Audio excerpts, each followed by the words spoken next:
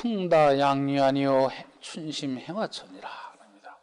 이건 앞에 구절에서 한번 비슷한 구절이 나왔으니까 이제는 다자를 쓴 이유가 명확하게 이해할 수 있는 것이지. 왜 다자가 거기에 쓰이나? 바람이 버드나무 언덕에 많고, 버드나무 물가 언덕에 많고,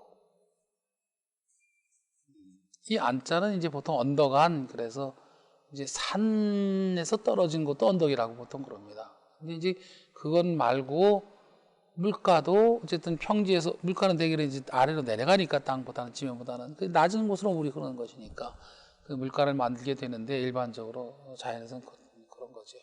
뭐 하다 보면 천정천도 만들어지지만 그런 건 다 비정상이지. 인간이 농토 지켜내려고 천정천 만드는 거지, 천정천이 있을 수가 있나요? 그리로 물이 가야 되는 거지, 원래 자연으로 치면은. 어쨌든 그렇게 물이 있는 곳에 떨어지는 곳은 언덕이 있는 것이다. 그런 것이 물가의 언덕인데 양류 아닙니다. 바람 많을 수밖에. 버드나무가 바람을 불러일으키나. 오늘날은 이런 걸 옛날 분들보다 비교적 정확하게 설명해 줄 수 있는 그런 과학적인 지식이 있으니까 이런 것들을 안 갖고 있으면서도 옛날 분들은 이거 아는 거거든.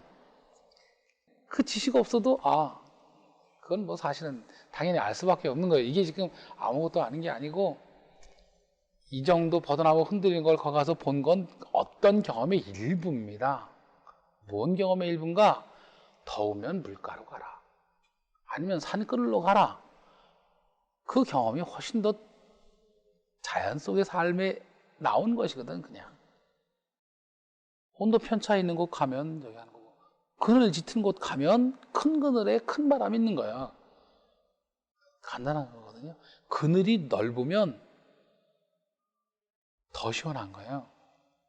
그러니 산자락 가면 나무숲 많아서 그늘 많으니까 그 그늘 많은 곳에서 온도 덜 덮여져서 기온 차니까 바람 생겨나는 것이고, 물가 가면 이 차이에서 생겨나는 거고. 그러니 좀 더 큰 생활 경험 속에서 거기 가서 보니까 거기는 주로 버드나무 뿐이거든. 한마을 내쪽에 버드나무 서 있는데 옛날에 한때 데이트 장소로 유명했던 곳 아닙니까? 그 버드나무 저기가 풍다양유아니요 춘심행화천이라. 봄은 행화, 살구꽃. 보통 이제 행자는 지금 살구 행자로 대표해서 쓰지만 살구만을 말하는 건 아니고, 그런 형상의 씨들을 갖고 있는 여러 가지 그런 그 과일 나무들, 요걸 이렇게 묶어서 많이 표현하는 겁니다. 행이라는 글자가 작은 거는 앵도에서부터 조금 큰 은행으로 전부 다 행자를 많이 쓰는 거예요. 복숭아는 도자를 따로 쓰니까 이제 그건 훨씬 더 많거든요. 중요하고 이런 것들은 독립된 글자들을 많이 만들어주고, 덜 중요한 것들을 이렇게 묶는 거예요. 이 표현하는 방식이 그렇습니다. 하나하나 다 만들어주는 건 문화가 진전해야 가능한 거예요. 이름들은 앵도, 뭐, 이 살구, 무슨 뭐, 이렇게 따로 붙여줍니다. 부르는 건 있을 수 있어요. 근데 글자로 만들 땐 처음부터 그걸 다 못 만들어. 그 문화가 진전이 그렇게 되는 거예요. 그러다 보면 자연이 그런 것들을 포괄하는 새로운 저기도 만들어지고, 독립된 글자들도 만들어지고, 이렇게 바뀌는 거죠. 이런 걸 통해서 사실은 사람의 이 삶의 문화들이 어떻게 진전해 가는가 하는 그런 양상들을 볼 수 있는 힘이 생겨야 돼요. 그걸 통해서. 이제 앵두꽃, 지금 여기서는 살구꽃, 이 정도는 옛날 분들이 이제 이 봄을 대체로 3계절이거든요. 봄은 석 달이거든. 석 달이라고 하는 것은 절기로서 말하면 6절기예요. 6절기라고. 6절기면서 그게 어제 얘기한 대로 기와 후로 나누면 5일을 후라고 하는 거거든. 바람 바뀌는 5일을 후.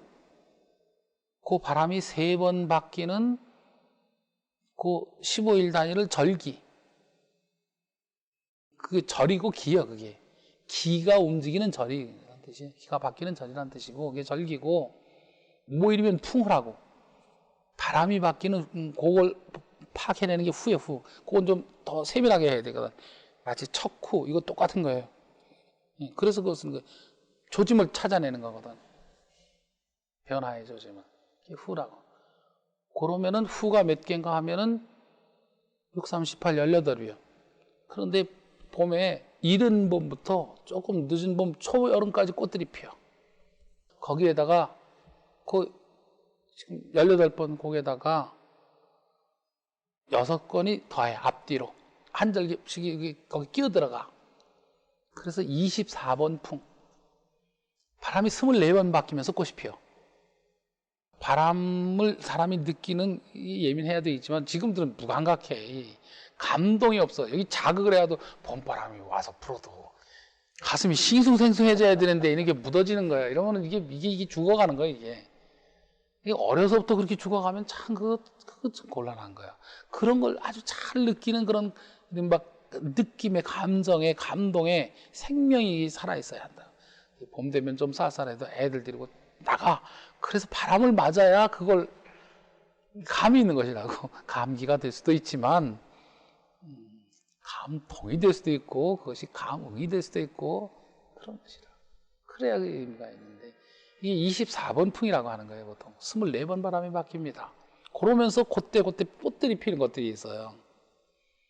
그러다가 이제 이 살구꽃, 앵두꽃 필 때쯤이면 저 끄트머리쯤으로 가는 거예요. 그건 저 끄트머리로 가는 거예요. 그때쯤 되면 모춘이에요. 늦은 봄으로 가는 것이다. 그 자연의 경험이 이렇게 정의하는 거예요. 행화초는 뭐 그 마을 언제 어디로 이사 갔어요. 어디 뭐 저기 했어요. 그냥 맨날 그 마을이요. 그런데 그 마을이 앵두꽃, 살구꽃 필 때쯤 그 마을이면 그 마을에는 벌써 봄이 계절적으로 아주 깊이 푹 들어오는 거예요. 그 깊은 봄 속에 늦은 봄 속에 들어와서 있는 그 따뜻하고 오로하고 화창한 그러면서 온갖 꽃들이 그야말로 복숭아꽃, 살구꽃, 아기신달래 시간을 뒤죽박죽으로 섞어놨지만 그 시는 그 노래는 그런 속에 들어온 그 모습이 들어있는 겁니다. 따뜻하지요.